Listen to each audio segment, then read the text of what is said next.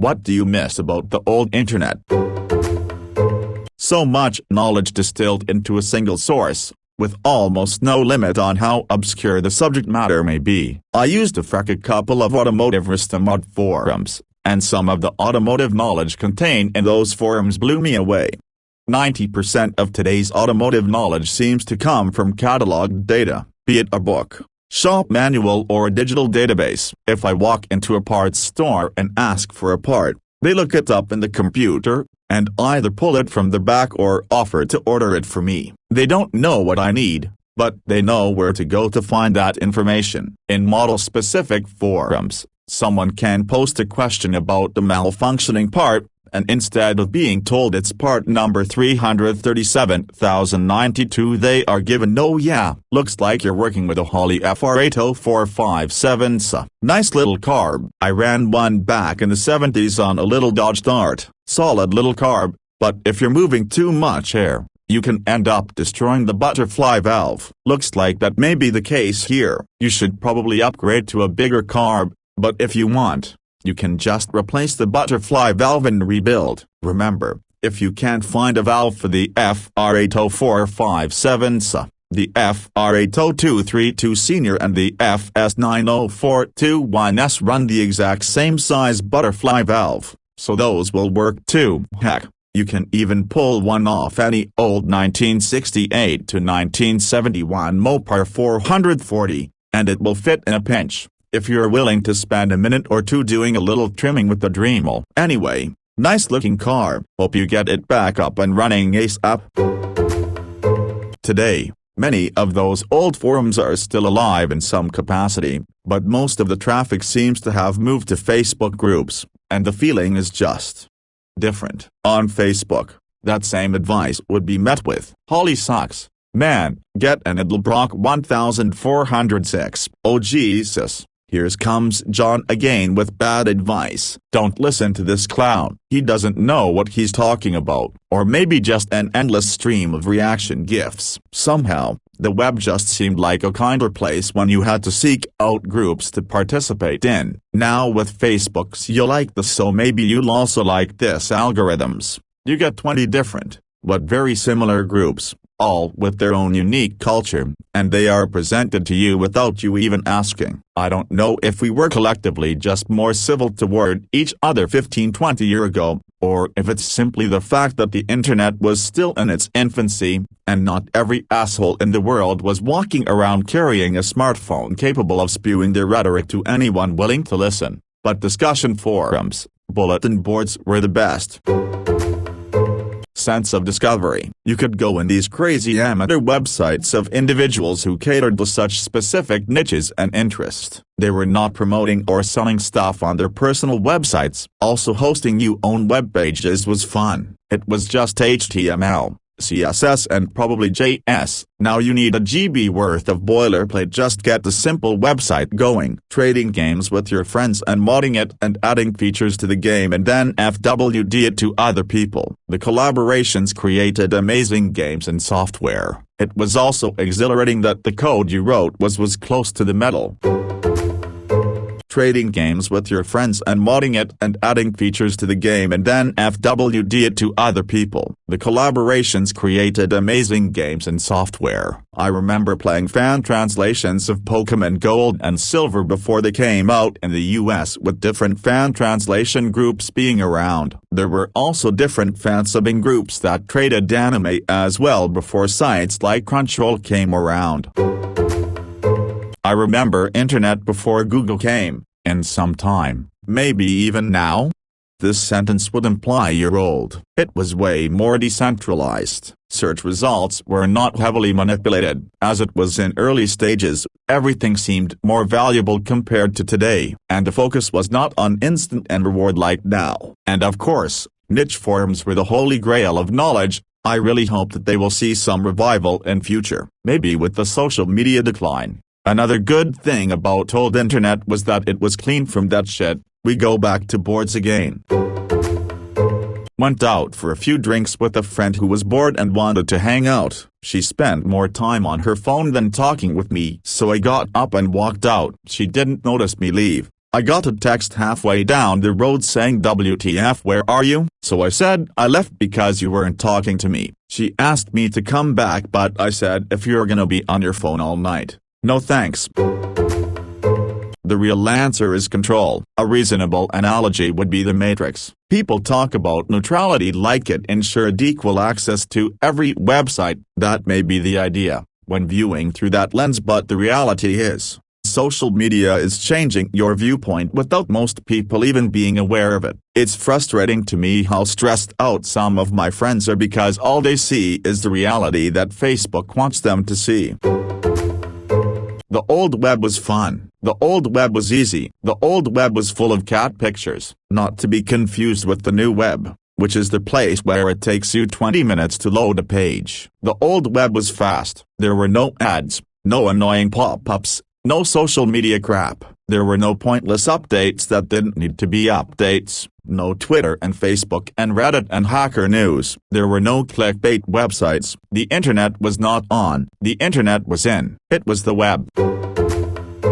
I remember those old GeoCities and Angelfire websites back in the day. A lot of people just wanted to set up a little space that said I was here and share something about themselves and their interests. Grandmas would show their knitting and be thrilled that about 15 people signed their guest book this year. Kids made silly webcomics before every remotely humorous webcomic got spammed to death. So many little niches and personal lives were shared in an organic and, dare I say, wholesome way. Trolls, shock sites and unsavory things definitely existed, but the web of that era was largely just a bunch of people saying to the world, come on in. Now if you post in the wrong subreddit you get banned from half the site, and everything is full of autoplay ads, terrifying headlines and threat that the other side is trying to hurt you.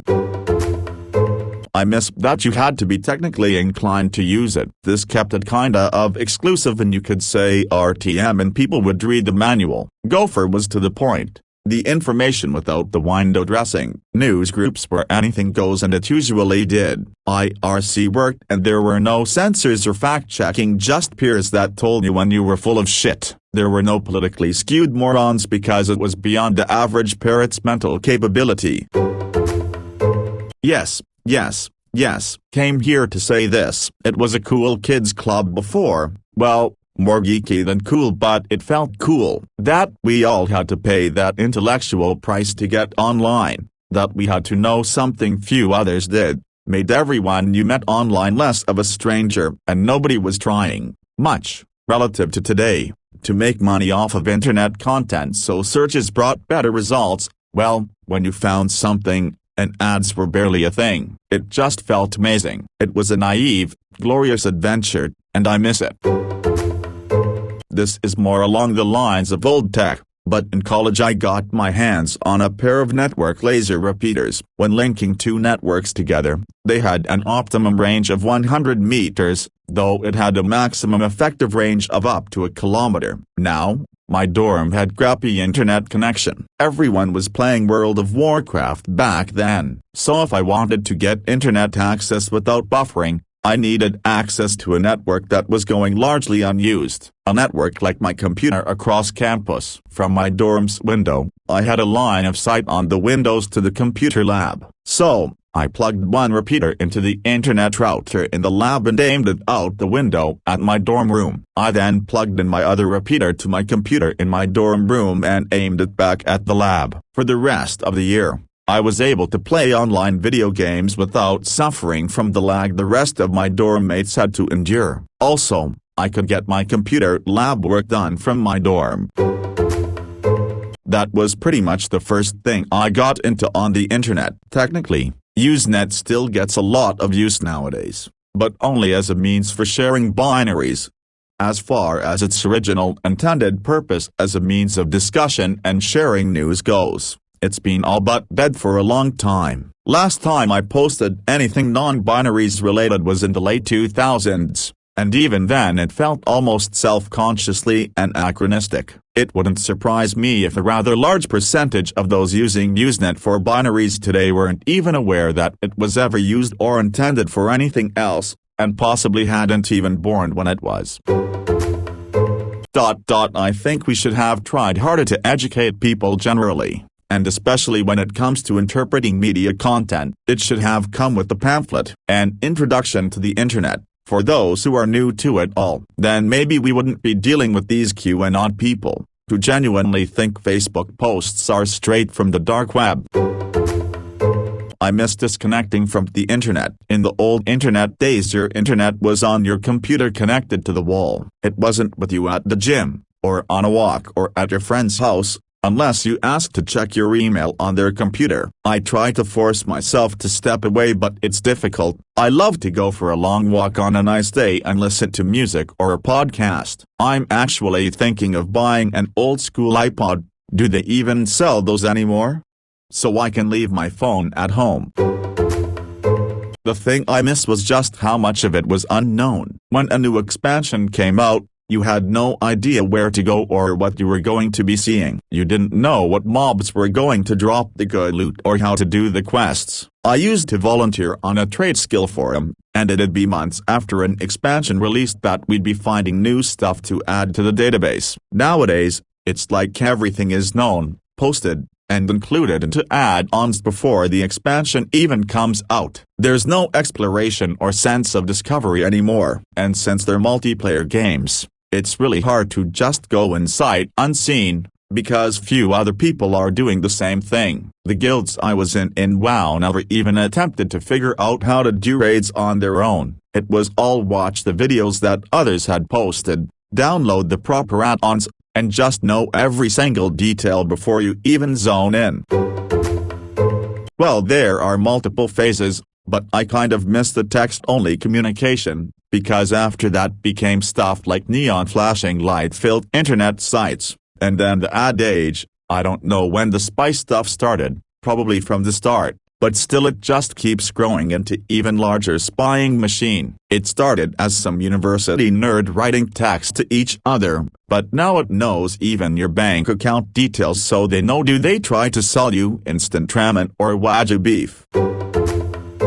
I was reading about Weeb 2.0 and its benefits and downfalls. The old internet was not interactive. It was only a place you could read. There was no social media and no discussion forums or communities that are able to spread sensationalized ideas rapidly. From a study, in democracies where ideas compete in the marketplace for attention, accurate scientific information, which may be difficult to comprehend and even dull, is easily crowded out by sensationalized news. People can connect better, which can be powerful in ways, but the increase of misinformation isn't good. https://www.npi.nlm.nih.gov/pmc/articles/pmc71174/.